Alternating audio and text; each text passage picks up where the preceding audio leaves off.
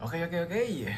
So, magsagot naman tayo ng problems, mga chain problems, mga long problems sa audit of investment. So, imagine, financial accounting and reporting pa lang, nahirapan ka na sa investments. Short problems na yun. What if, what more pa dito sa mga chain problems. Pero wag kang mag-alala, madali lang ito, na-overwhelm ka lang. Okay, kalma mo lang yan. Kayang-kaya natin to. So, let's start. Sabi dito, illustration number 4. On December 31, 2024, TDC Corporation's statement of financial position showed the following balances of its investment account. So, ito tayo yung mga balances ng mga investment account niya. And sinabi dito, this investment account is classified as FVPL. So, balikan mo yung rules mo ulit ng FVPL. FVPL are initially measured at fair value. Any transaction costs are expensed outright. And FVPL are subsequently measured at fair value. Any changes will be recognized as unrealized gain or unrealized losses sa profit or loss. Okay? So, sa FVPL daw, nag-invest daw siya ng 10,000 shares kay ABC Corp, 8,000 shares kay DEF Incorporated, and 10%. Nag-invest siya ng 10% sa bonds naman. So, investment in bonds yan, purchase at face value of 500,000. So, kung gagawa natin ng T-account yan, so, lagyan natin ng T-account pare-parehas, okay? FVPL to. Meron kang investment kay ABC, kay DEF, and dito natin, ilagay natin si GHI. Binigay yung cost, binigay yung market value. So parang sinabi, initially, binili daw yung 10,000 shares of ABC Corp for 1.5. And yung market value by December 31, 2024 is 1,525,000. So parang sinabi, nung initially, nag-debit ka ng debit investment at FVPL 1.5, credit cash 1.5. Tapos subsequently, by December 31, 2024, yung fair value na 1,525. So merong unrealized gain of 25,000. So kung i-imagine natin siya para mas madaling maintindihan, ilagay natin sa T-account. Initially, 1.5. Tapos subsequently, naging 1,525. So meron kang gain of 25,000. Okay, unrealized gain yan. So, ilagay mo lang muna. DEF natin, initially, 1.1. 1.1. Subsequently, naging 1,056,500. So, nagkaroon ka dyan ng loss. Tama. So, 1,100,000 less 1,056,500. This is equal to loss of 43,500. Next, sa GHI bonds, initially 500,000, subsequently naging 373,500. So nagkaroon ka na naman ng loss dyan, 500,000 less 373,500. This is equal to 126,500. Okay, ganyan lang muna. Next natin, meron ka daw ba investments that are fair value through other comprehensive income or FVOCI. Nag-invest ka sa 10,000 shares, tapos 20,000 shares. So, shares lang lahat tayo. Hindi ka nag-invest sa bonds. Oy, magaling. Ibig sabihin, hindi ka mag-amortization. So, i-plot lang ulit muna natin dito. Meron kang bonds or meron kang investment, FVOCI, kanino? Kay JKL. Tapos dito, ilagay natin sa tapat niya, kay MNO. Okay? Cost lang ulit, 1,180,000. Tapos, ending balance daw niya by December 31, 2024 is 1,260,000. So, 1.180 less 1,260, this is equal to 80,000. So, nagkaroon ng 80,000 of gain. Sa MNO naman, 980,000. Tapos, ang ending balance na naging 1.1 million. So, 980 less 1.1. Nagkaroon ka ng gain of 120,000. OCI ulit ito. So, lagyan na lang natin OCI. Ulitin natin. Tama, kapag OCI tayo, meron kang pumapasok sa other comprehensive income na account. Kay JKL na equity, yung sa OCI na equity section, tapos kay MNO na equity. Okay? Kung nag-gain ka ng 80,000, syempre nagkaroon ng additional equity, credit yan 80,000. Kung MNO, nagkaroon ng 120,000 na gain, syempre credit natin dito, meron din tayong 120,000. Okay, wag mo na lang kakalimutan yan. Meron ka laging pumapasok sa other comprehensive income sa equity section. So, punta natin yung mga transactions. Sabi, during 2025, the following transactions took place. January 1, receive the semi-annual interest from GHI bonds. So sa GHI bonds, nagkaroon daw ng interest of, magkano ng GHI bonds? 10%. Semi-annual tayo. So kung i-entryhan natin yan, ganito lang muna yan. January 1, semi-annual interest, 10%, 500,000 yung face amount. Sabihin na natin, face value, 500,000 times 0.05 kasi semi-annually, so 25,000. So na-receive daw niya yan. So debit siya ng cash, credit siya ng interest income of 25,000. Okay, sabi ko sa inyo, pag audit mas maganda pag nagjo-journal entry ka para mas na-visualize mo yung nangyayari, yung mga transactions. Next, March 1, purchase 3,000 additional shares of ABC Corporation for 459,000 classified as FVPL. Uy, so FVPL, bumili daw tayo ng bagong shares. So parang nag-debit ka ng investment at FVPL. Tapos credit ka ng cash, 459,000. O kung nagkaroon ka ng ganyang entry sa T-account natin kay ABC Corporation, magkakaroon ka dito ng additional 459,000. O, tama. O, sige. Nung initially si ABC, lagay natin dito. Sige, red ballpen na lang. Kay ABC, tama, magkano yung shares niya? Ilan yung shares niya dati? 10,000 shares. Saan ko nakuha yung 10,000 shares? Ito. 10,000 shares. Okay. Si DE, tapos nagkaroon ng additional, bumili siya ng 3,000 shares. O, ilagay mo dito, 3,000 shares. So, ibig sabihin, parang sinasabi, meron na tayong 13,000 shares. Si DEF, ilan yung shares ng DEF dati? 8,000. Sige, sa GHI, wala namang shares yan. JKL, ilan yung shares ni JKL? 10,000 shares.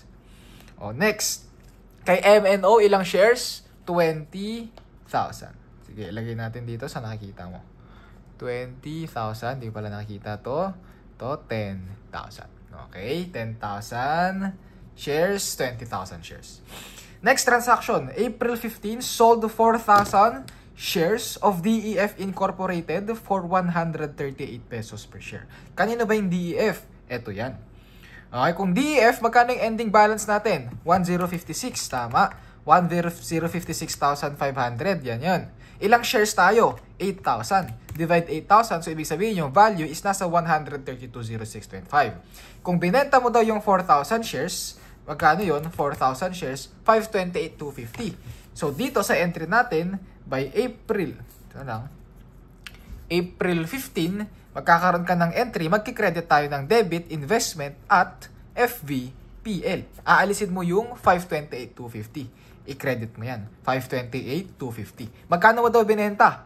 138. So, 4,000 times 138, cash yan. Debit ka ng cash, naka-receive ka ng cash, 552,000. So, may discrepancy. 552,000 less 528,250. Anong tawag natin dyan? Gain yan. Kasi nasa credit. Gain. Eto ngayon, realized. Hindi na unrealized yan, ha? Realized gain of 23,750. O, nag-credit ka ng 528,250. So, sa T-account mo, kay DEF, tama? T-account mo kay DEF, mag-credit ka ngayon dito ng 528,250. Okay, ilagay ko to dito. 8,000 shares. O, kung nagbenta ka ng 4,000 shares, ibig sabihin, meron kang deduction dito of 4,000 shares. Okay. Next, April 15. O, sa May 4. Sabi sa May 4, sold 4,000 shares of JKL. So, May 4, binenta mo daw yung 4,000 shares ni JKL Corporation. Si JKL, OCI. Magkano mo daw din binenta? 124. So, same process lang ulit tayo. Magkano ba ending balance ng JKL natin? 1,260,000. Divide mo ng 10,000 shares kasi 10,000 yung shares natin dyan, 126. Magkano yung binenta mo? 4,000 shares. So, 126 times 4,000, that would be 504,000. So, dito, magkikredit ka. Debit credit ka ng investment at FVOCI, 504,000. Kanino yan? Kay JKL. Okay? Magkano mo binenta? O, debit ka ng cash. Magkano mo siya binenta? May 4,000 times 124. This is equal to 496,000. Debit ka ng cash, 496,000. Kung nagde-recognize ka ng investment at OCI, meron kang equity section, tama? JKL equity. Anong gagawin mo dyan? I-recognize din natin yan. Ilan yung shares natin ulit? 10,000. So, 80,000 divide 10,000. 8 pesos, 8, ilan yung binenta mo? 4,000, magdi-recognize ka ngayon ng 32,000 dito. So, alisin mo yung 32,000 dyan. So, kung nag-debit ka ng OCI JKL, dito, magdi-debit ka rin. JKL, OCI, 32,000. Okay, 32,000. Magkano ulit to? 496 ba to? Check ko lang.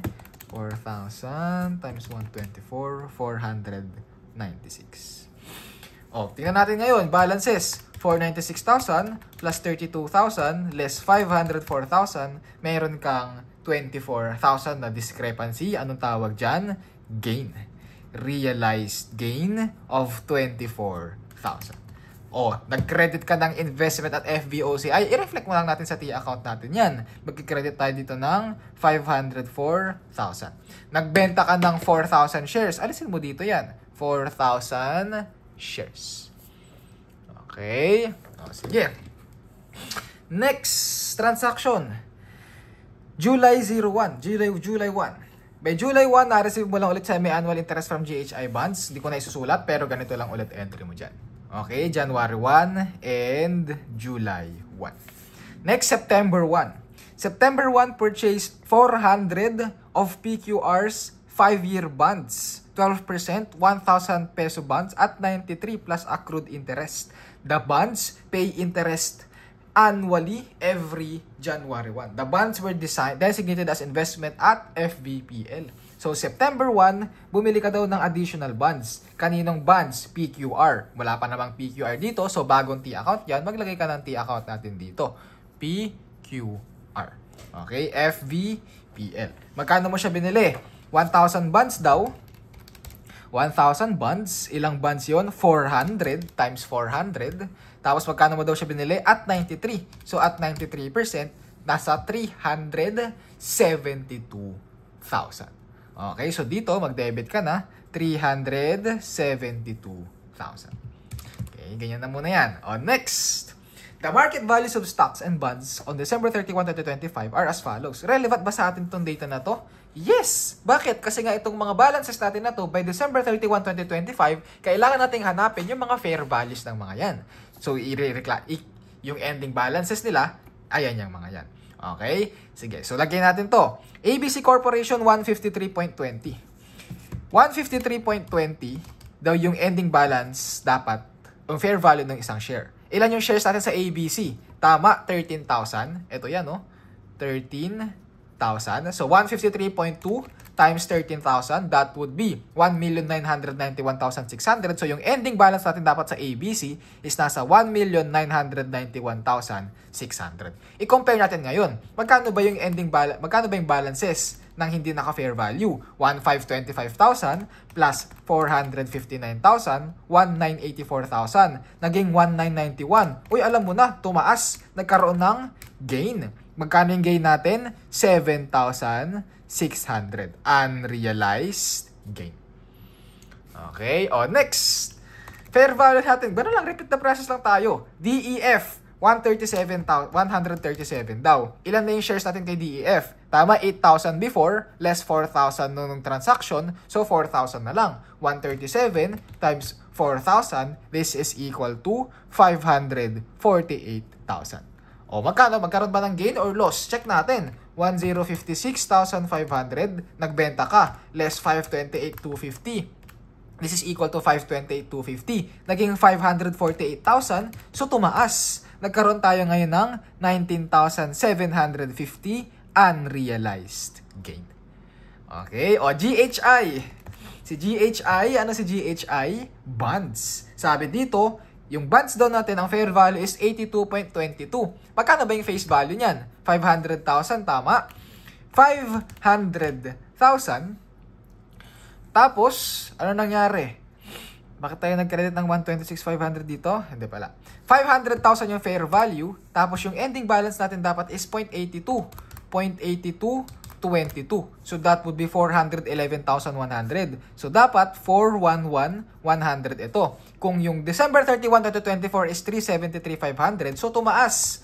Tumaas siya ng, magkano yung tinaas natin? 37,600. Anong tawag ulit dyan? Unrealized gain. Ganun lang. Easy. Next. JKL, 1,180,000. Tama. Hindi. JKL, ending balance daw, 110.50. Ilan ba yung shares natin? 4,000 shares na lang kasi nagbenta ka ng 4,000. So, that would be 110.50. Ito yan. Times 4,000 shares. This is equal to dapat by 442,000. Magkano ba ending balance lang hindi naka-fair value? 1,260,000, nagbenta ka ng amounting to 504,000, 756,000, less 442,000, so nabawasan tayo. Nagkaroon tayo ngayon ng loss of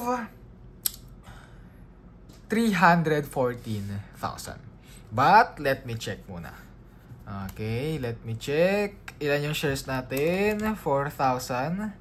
JKL times 110.5. This is equal to 442,000. Kay JKL ba, 4,000 shares lang tayo? Hindi pala guys, 10,000 pala yan, no? Diba yan? 10,000, sorry, let me correct. Si JKL Corporation, preliminarily, 10,000 shares. Tapos, nung May 4, nagbenta ka ng 4,000. So, 10,000 less 4,000, this is equal to 6,000. Okay, so 110.5 times 6,000 shares. Yung ending balance natin dapat dito is nasa 663,000. Less 1,260,000 or 1,260,000 less yung binenta mo na 504,000 less 663,000. Nagkaroon ka ng loss. Pero yung loss natin is nasa 93,000. So ilagay lang natin yan dito. Loss of 93,000 unrealized loss. Okay, next, MNO stocks. Si MNO stocks, ilan yung stocks natin kay MNO? 20,000. So, yung ending balance daw nasa 44. So, 44 times 20,000, ending balance natin dapat dito is nasa 880,000. 880,000 less 1,100,000, nagkaroon ka ng loss of 220,000. Unrealized loss. O, tandaan mo, si JKL tapos si MNO OCI. Kung nagkaroon ka ng loss of 93,000 dito, dapat sa equity section natin, magde-debit ka ng 93,000 kasi nga, loss. Pag gain yan, credit yan. MNO, nagkaroon ka ng unrealized loss ulit of 220,000. So, magde-debit ka dito, 220,000. Okay, o last natin PQR. Si PQR ending balance daw dapat natin is at 98%. Ilan ba yung bonds na binili natin? 1,000 yung face value, tapos 400 yung binili. So 400,000 times 98%, 392,000. So dapat daw dito ang ending balance natin is 392,000. So nagkaroon ka ng unrealized gain of 20,000. Okay? O, is total natin. FVPL investment. Magkano total FVPL investment natin? Kay ABC muna. Kay ABC, 1,991,600. Kay DEF, plus 548,000. Kay GHI, 411,100. Plus yung kay PQR of 392,000. Yung ending balance ng investment at FVPL natin is nasa 3,342,700. Sa OCI natin, sige, sa OCI naman, ano yung kay OCI? JKL, nasa 663,000. Ito yan. Plus yung kay MNO, 880,000. Dalawa lang naman yan, tama, is equal to 1,543,000. Sir, anong gagawin ko doon sa mga equities nung kay JKL at MNO? Hindi yan part ng investment natin. Okay, part nga yan ulit ng equity section. Sige, puntahan natin yung requirements. Requirement number 1, how much is the realized gain or loss on the sale of shares of DEF? So, balikan mo yung transaction natin sa DEF. Meron kang, yun yung maganda, meron kang entry. Kailan ba nagbenta kay DEF? April 15. So, balikan mo yung entry mo ng April 15. Anong tinatanong? Magkano daw yung realized gain or loss? Nasa 23,750. April 15, entry 23,750. 23,750 gain, kaya number 1 letter C. Diba? Basic. Number 2 requirement. Ito. How much OCI is transferred to retained earnings as a result of sales of shares of JKL Corporation? Or, ayun na yun, no? JKL. Ano yung transaction natin kay JKL? Nung May 4. Nung May 4, nagkaroon ka ng entry na ganito. Entry na debit cash, credit JKL, OCI, tapos nag-credit ka ng investment at OCI. Magkano yung pinasok mo daw? Magkano daw yung tinransfer mo from OCI to retained earnings? Ito na yan, no? Nasa number 2. Magkano yung pinasok natin sa retained earnings natin? Ito na yan, no? Realized gain of 24,000. So, number 2, from OCI to retained earnings, magkano yung pinasok mo? 24,000. So, number 2, letter C tayo. So, ulitin natin. Maganda talaga pag meron kang journal entry. Oh, number 3 requirement, sabi, the investment in PQR bonds will be initially recorded at an amount of, PQR bonds, initially measured, nasa T account ko yun Magkano? 372,000, number 3, letter A.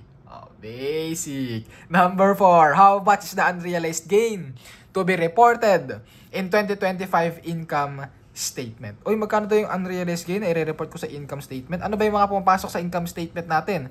FVPL. Magkano daw yung unrealized gain? Balikan natin yung mga T account natin. Nagkaroon ka ng unrealized gain dito of 7,600 kay ABC.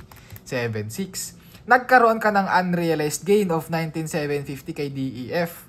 Plus 19,750. Nagkaroon ka ng unrealized gain of 37,600 kay GHI. Plus 37,600. Nagkaroon ka ng unrealized gain of 20,000 kay PQR. Plus 20,000 tayo dito. Nasa 84,950. Kaya number 4, letter B. Basic. Number 5. How much is the unrealized loss to be reported in the 2025 Statement of Financial Position? Magkano daw yung unrealized loss na i-report sa Statement of Financial Position? Nagre-recognize ba tayo ng unrealized loss sa Statement of Financial Position? Yes! Ano yun? Yung nasa Other Comprehensive Income. Magkano daw yung pumasok sa OCI? Nag-T account ka dyan Ito yung T account mo dyan, tama? 220,000 na loss kay MNO. 93,000 na loss kay JKL. That would be equal to 313,000 unrealized loss by 2025. Pero ang tinatanong kasi dito, magkano daw yung i-report sa Statement of Financial Position? Pag sinabing magkano yung i-report sa Statement of Financial Position, tama, cumulative tayo doon, yung ending balance. So ilagay natin yung ending balance natin ng JKL dito. JKL equity mo before is nasa 80,000 plus 80,000, tapos nagbenta ka, kaya ka nag-debit ng 32,000, so less 32,000, less 93,000, yung unrealized loss mo during the year, this is equal to 45,000. So, 45,000 ka dito na debit. Next, kay MNO, 120,000 less 220,000, this is equal to 100,000 na debit. 100,000 debit plus 45,000 na debit, that would be equal to 145,000, number 5, letter D. Yung ending balance yung tinatanong. Bakit? Kasi nga, Statement of Financial Position, magkano daw i-report sa Statement of Financial Position? Ulitin natin yung concept, PAS1, Statement of Financial Position, tama, naka-as of tayo dyan. So, yung ending balance, yung cumulative amount. Okay, number 6 tayo. Number 6, what is the carrying value of the investment at FVPL? Parang na-complete na natin yan. 3,342,700 nasa letter C. Number 7, what is the carrying value of the investment at FVOCI? Na-complete ko na rin yan 1,154,300, 1,540,000, number 7, letter A. Basic. Diba? Medyo nakakalula lang kasi marami kang iisipin. Medyo nakakalula lang kasi first time mo magsagot ng problems. Pero ang maganda dito, pag na-master mo yung concept, basic concept na diniscuss natin sa part 1 ng discussion natin, madali sa'yo si investment. Okay, audit problem. Hindi ka natatakutan ng audit problem, guys. Audit problem, madali lang yan as long as alam mo yung concept. As long as may tiyaga ka, as long as may patience ka, as long as clear yung mind mo para mag-isip and hindi ka na-overwhelm sa pressure, madali lahat ng problems sa audit prob natin. Walang pakialam kahit 10 chain questions yan, 20 chain questions yan. Basta nakinig ka, naintindihan mo yung sinasabi ng problem, naintindihan mo yung sinasabi ko, madali sa'yo si audit problem. Mapa investment, mapa PPE, mapa cash, walang mahirap-mahirap sa atin. Lahat yan, basic. Okay, sige. So, yan lang muna guys for this video discussion. I hope you've learned something. Ulitin natin. Tip ulit. Bago tayo mag-solve, tama, meron dito yung wala pang sagot. So, screenshot mo muna yon. Then, screenshot mo din dito yung questions natin. Then, after nun, skip ka sa dulo. Okay? Skip ka sa dulo, kunin mo yung key answers. Pag nakuha mo yung key answers natin sa dulo, try mong isagot. Sagutan mag-isa nang hindi mo nakukuha yung solutions. Okay? Then, after nun, pag nakuha mo, tas mo i-recheck. Ay, mali yung nakukuha kong sagot. Tsaka mo i-recheck sa solutions ko. Okay? Bakit magkaiba tayo ng difference? Ano yung concept na alam mo, na concept na dapat tama para makorek mo yung concept na alam mo. Okay? Yun lang muna guys. I hope you are all doing well. Yun lang. God bless and ciao.